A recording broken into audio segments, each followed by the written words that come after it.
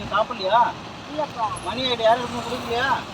இல்ல யாரும் குடிக்கல. என்ன சாப்பிடுங்க. இல்ல அதான் பார்த்துக்கிட்டு யோசனை பண்ணிக்கிட்டு போய் இழுத்து விட்டேன். என்ன சாப்பாடு?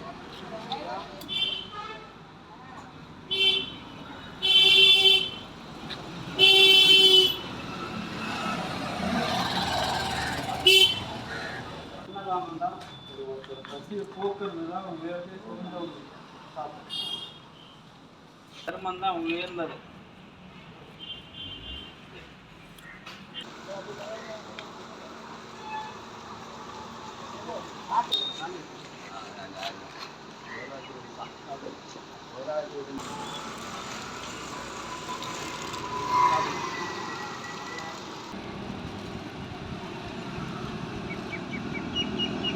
பிள்ளைங்களாம் இருக்காங்களா? பசங்களா யாரும் இல்லை.